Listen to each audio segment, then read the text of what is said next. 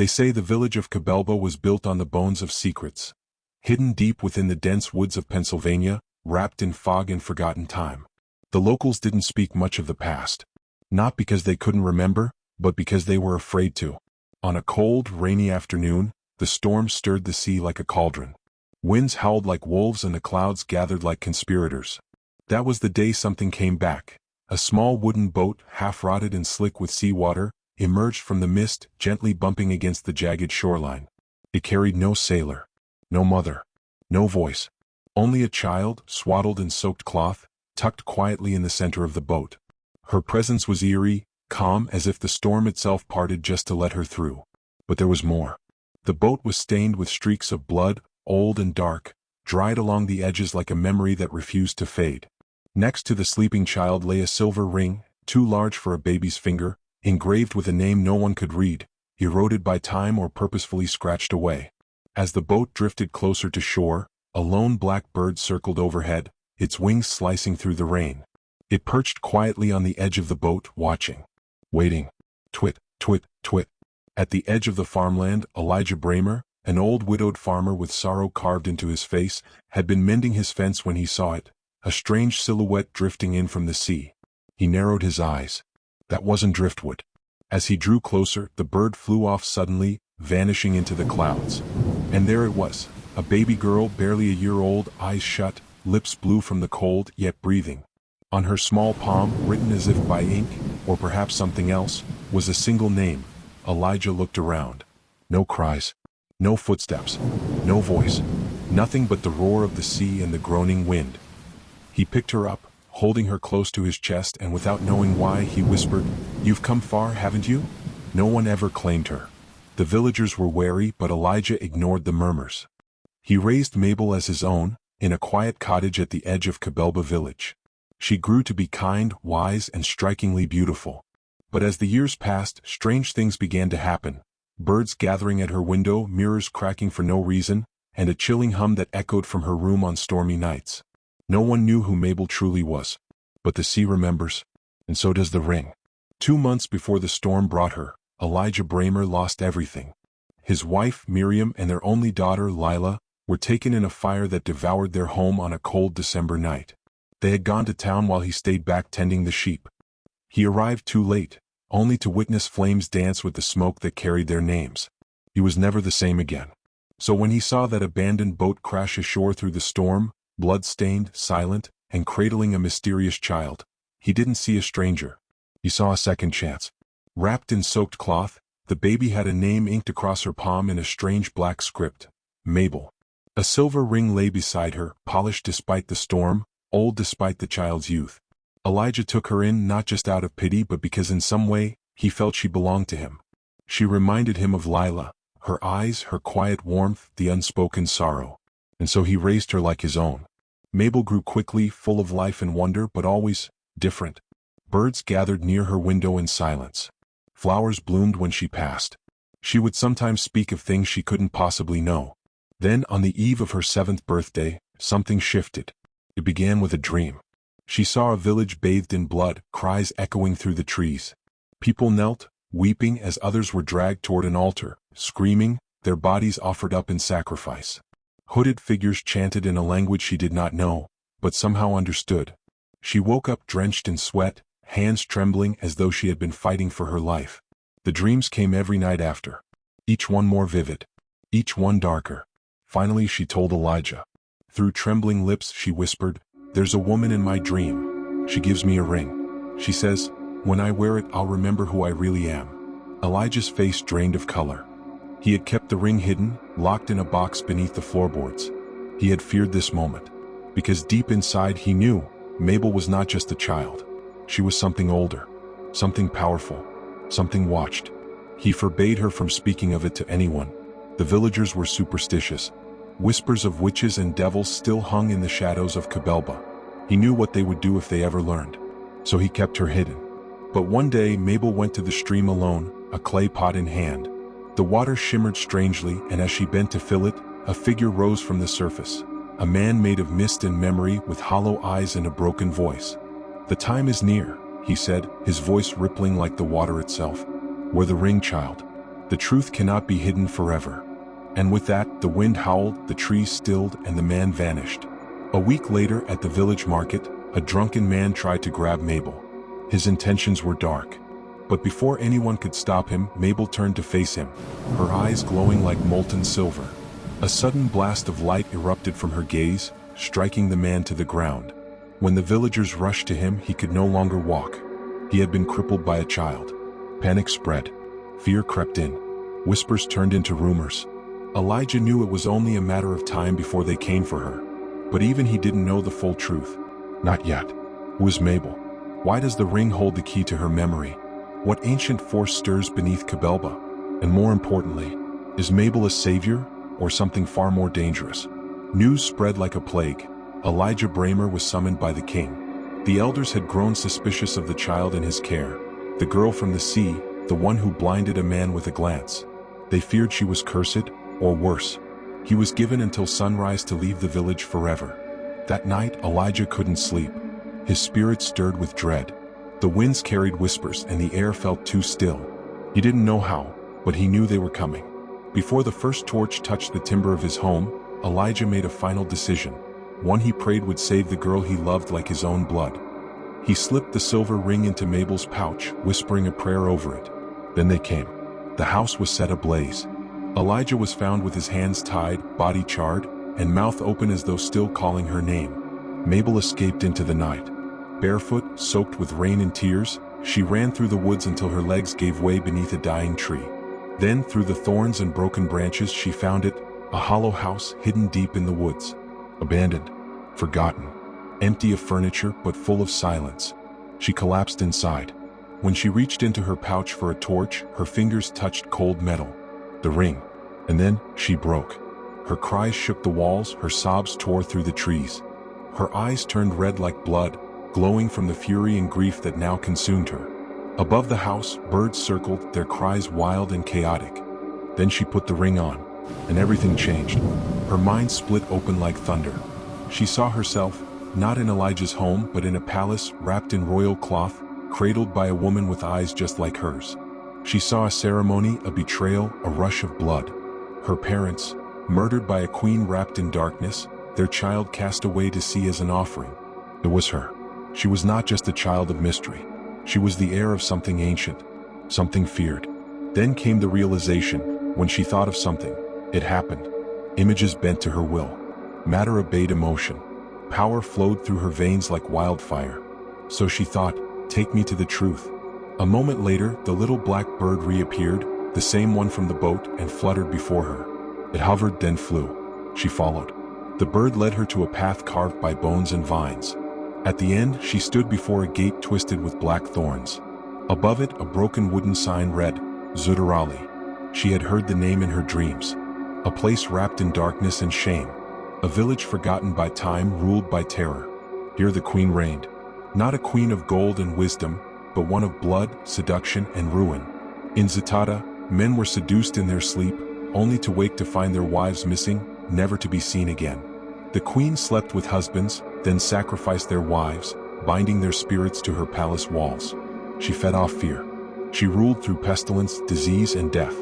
And she would know soon enough that the child she cast away had returned, not as a lost girl, but as something far more dangerous. The black bird guided her deep into the forest, past crooked trees and tangled roots, until the air grew cold and the sky disappeared above a thick veil of moss. There, hidden behind a wall of vines, was a narrow path carved into the earth, leading into a cave so ancient, even the wind dared not speak its name. She stepped forward, heart racing. Before she could knock, a voice echoed from within, "Welcome. I've been waiting for you.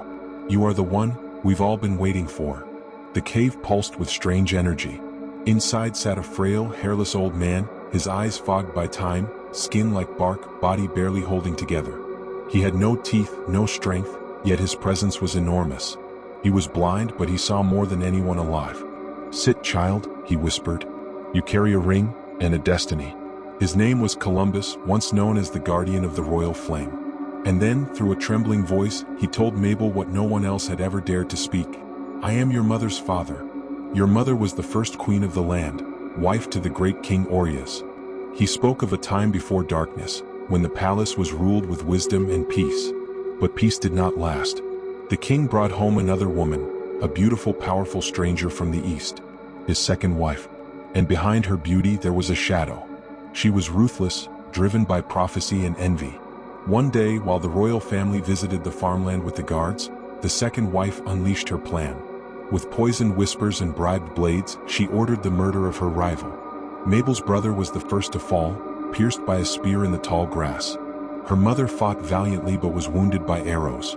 Knowing time was short, she clutched baby Mabel to her chest, took the ring Columbus had once given her for protection, and placed Mabel in an empty boat, pushing it toward the sea before her final breath escaped her lips. She died on the shoreline, and the sea carried the child into fate. When the old man asked to see the ring, Mabel extended her trembling hand. As soon as his fingers touched it, the cave exploded with light, not fire but energy, pure and ancient. The air cracked. The ground shook. Outside, the sky turned pitch black. Far in the village of Zudarali, people fell to their knees in panic. Something had awakened. Then came the rain. It fell for 7 days, unrelenting with divine cleansing. On the third day, the old man gave Mabel a small rusted key, wrapped in a cloth bearing the royal crest. "There is a vault in the palace," he said. "It holds the scroll of fire. When you read it, the reign of terror will end. But first," his face hardened, voice suddenly low, "you must destroy the queen." On the 7th day, when the rain ceased, Mabel stepped out of the cave transformed. Her body no longer trembled. Her eyes burned gold. Power rippled through her fingers. She could hear whispers from the trees, sense heartbeats underground. She was no longer just a girl with a past. She was the future. And the queen, the one who murdered her blood, the one who slept with husbands and killed wives to enslave their souls, her time was coming to an end. The rain had stopped, but the fear in Zudarali had not. As thunder faded and the skies cleared, the palace priest, one of the few left with a conscience, rushed to the Queen of Shadows, his heart pounding. "My queen," he whispered, kneeling. "The rain was not natural. The gods have spoken.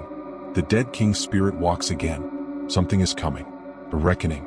We must sacrifice." But the queen did not flinch. Instead, her wicked lips curled into a sneer. "You speak of omens in my court?" Without a second breath, she ordered the priest's execution. His head was removed, his body dragged into the fire pits.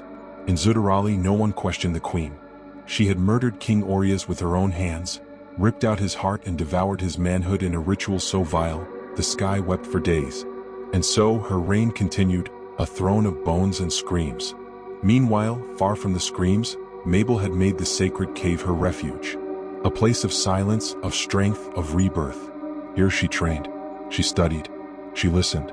And one night, beneath the sleeping moon, her mother's spirit appeared, radiant, warm, powerful.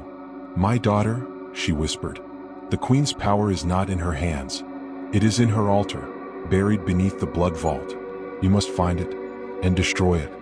And then she vanished, leaving only the sound of Mabel's heartbeat echoing like war drums.